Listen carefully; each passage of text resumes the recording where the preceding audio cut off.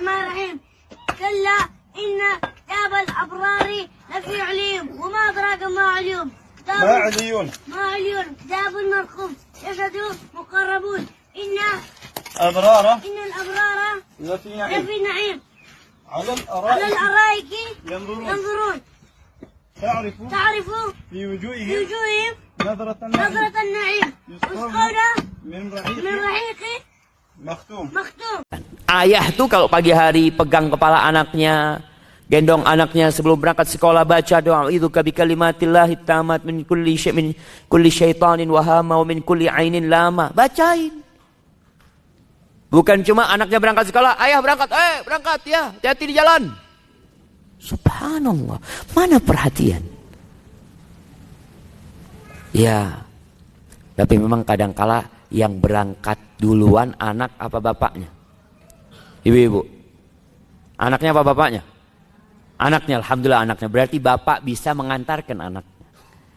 Bapak bisa mendoakan anaknya. Sebagai bentuk kepedulian dan cinta jemaah.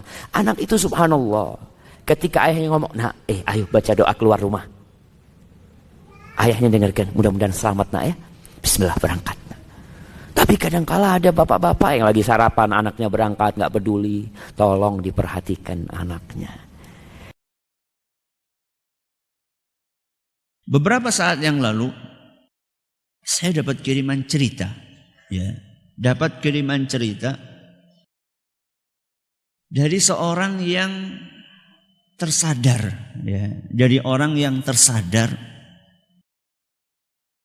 bahwa ternyata selama ini dia itu tidak proporsional dalam berakhlak mulia.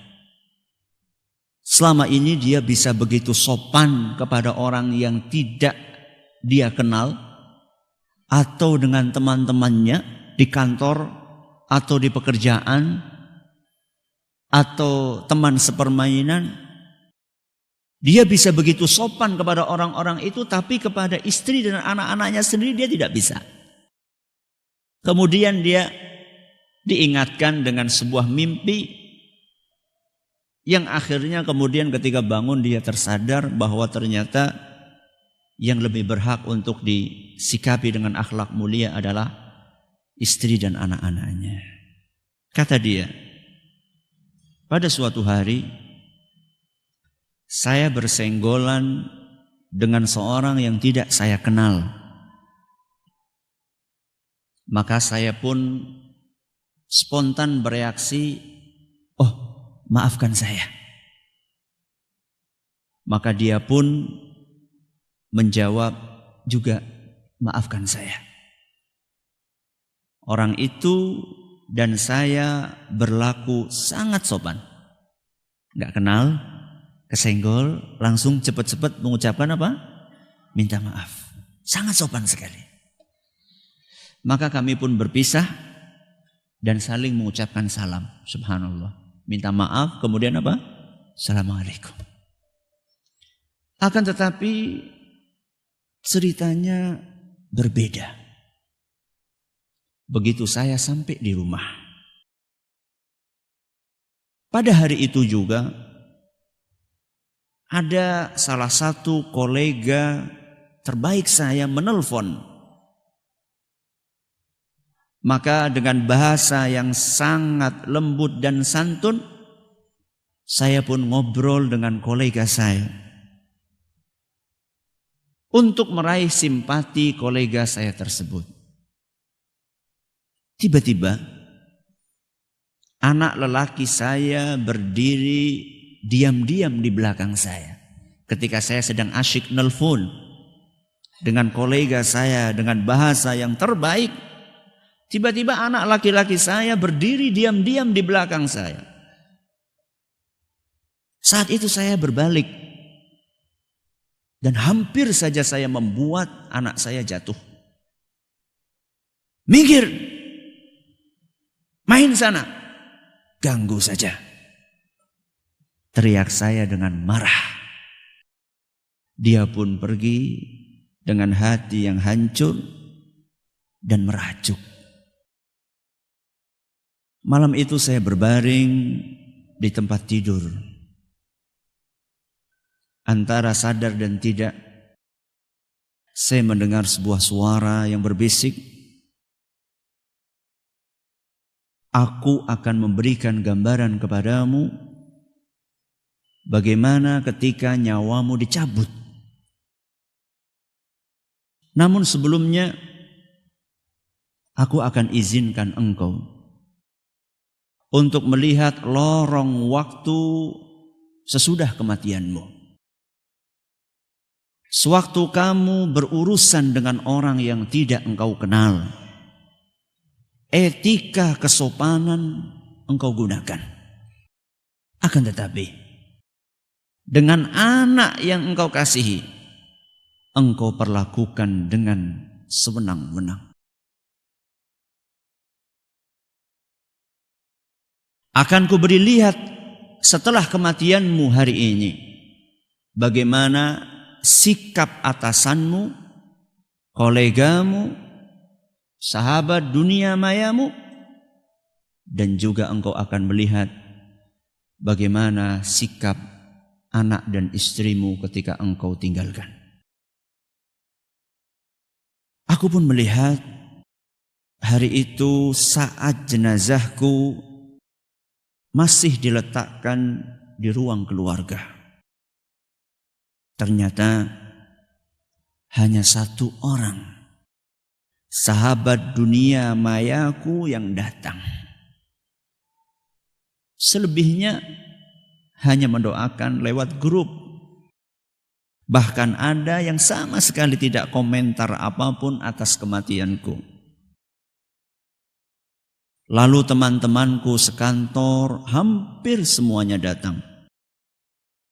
Mereka hanya sesaat melihat jenazahku. Kemudian mereka asyik foto-foto dan mengobrol. Bahkan ada yang masih sempat asyik untuk membicarakan aibku sambil tersenyum-senyum. Bos yang aku hormati hanya datang sebentar, melihat jenazahku, dalam hitungan menit kemudian dia langsung pergi lagi. Dan kolegaku yang selama ini aku telepon dengan bahasa yang sangat sopan, tidak ada satupun yang aku lihat datang. Aku melihat anak-anakku menangis di pangkuan istriku. Yang paling kecil berusaha menggapai-gapai jenazahku, meminta aku bangun. Namun istriku menghalaunya. Istriku pingsan berkali-kali. Aku tidak pernah melihat dia sekacau itu. Kemudian aku teringat betapa sering aku acuhkan panggilan istriku yang mengajakku untuk mengobrol. Aku selalu sibuk dengan HP-ku, dengan kolega-kolegaku, dengan teman-teman dunia mayaku. Lalu aku lihat anak-anakku.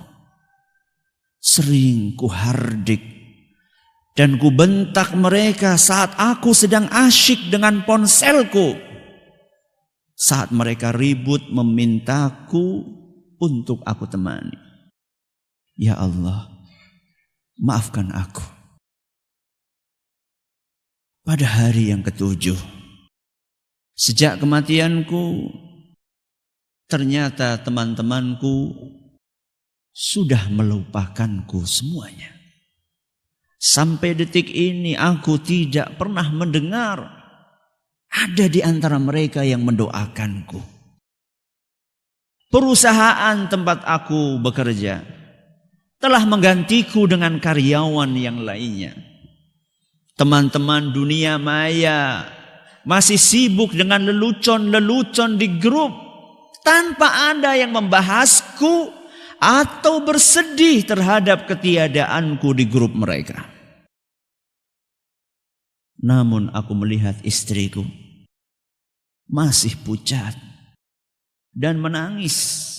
Air matanya selalu menetes saat anak-anakku bertanya, di mana bapak mereka? Aku melihat Istriku begitu lunglai dan pucat. Kemana semangatmu istriku? Ya Allah, maafkan aku. Hari yang ke-40 sejak aku tiada.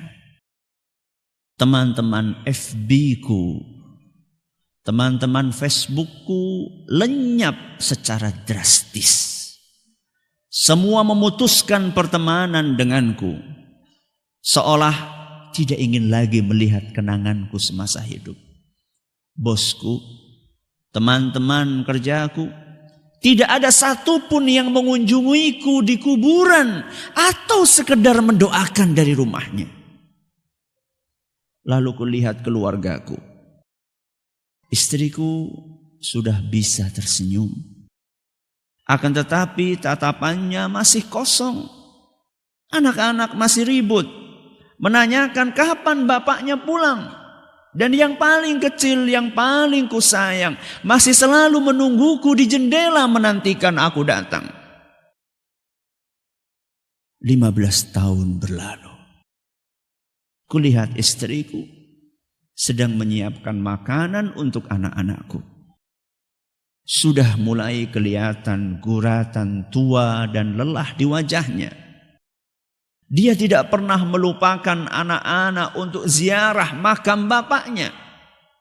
Jangan lupa berdoa setiap sholat. Sampai bertahun-tahun. Anak-anak dan istriku pun masih terus mendoakanku di dalam sholat-sholat mereka. Agar aku selalu berbahagia di akhirat sana.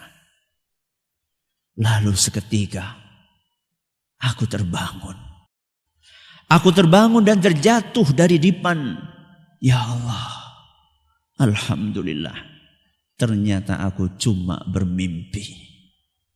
Pelan-pelan aku pergi ke kamar anakku dan berlutut di dekat tempat tidurnya. Masih aku lihat air mata di sudut matanya. Oh, kasihan sekali. Terlalu kencang aku membentak dia. Anakku,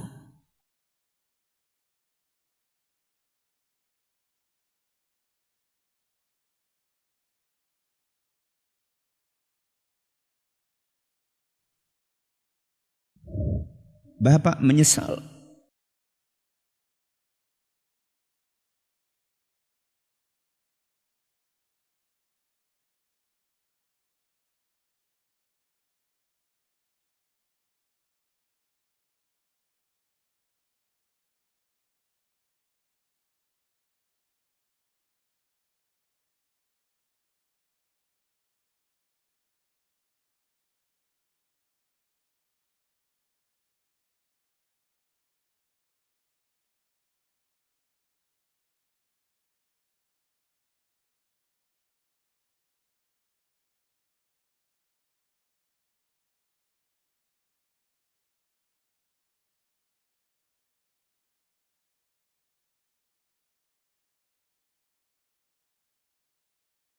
Anakku, Bapak menyesal.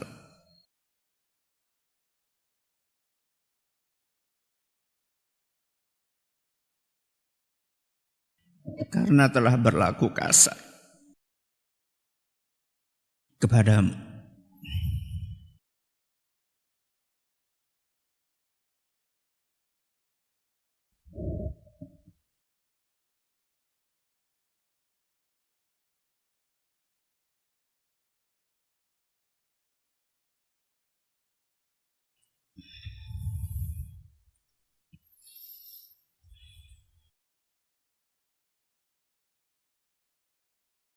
Maka si kecil pun bangun dan berkata, "Oh Bapak, tidak apa-apa. Aku tetap mencintaimu."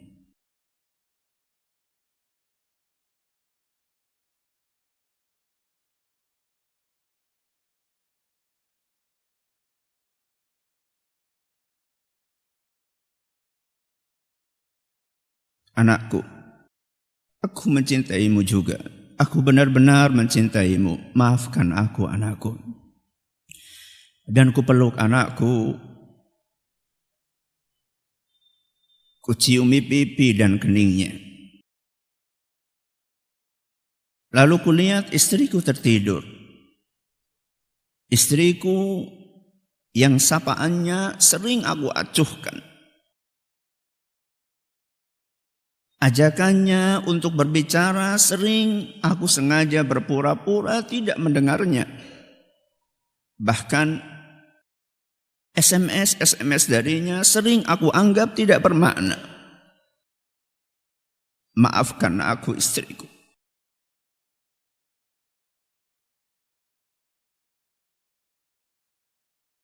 Apakah kita menyadari bahwa jika kita mati esok pagi, perusahaan di mana kita bekerja akan dengan mudah mencari pengganti kita dalam hitungan hari. Teman-teman akan melupakan kita sebagai cerita yang sudah berakhir. Bahkan beberapa masih menceritakan aib-aib yang tidak sengaja kita lakukan. Teman-teman dunia maya pun tidak akan pernah membahas lagi, seolah kita tidak pernah mengisi hari-hari mereka. Lalu aku rebahkan diriku di samping istriku. HP-ku masih terus bergetar. Berpuluh-puluh notifikasi masuk menyapa aku, menggelitik untuk aku buka. Akan tetapi tidak. Aku matikan HP-ku. Aku pejamkan mata. Maaf, bukan kalian yang akan membawaku ke surga. Bukan kalian yang akan menolongku dari api neraka. Akan tetapi, ini dia keluargaku. Keluarga yang kita tinggalkan, yang saat kita tinggalkan akan merasakan kehilangan selama sisa hidup mereka.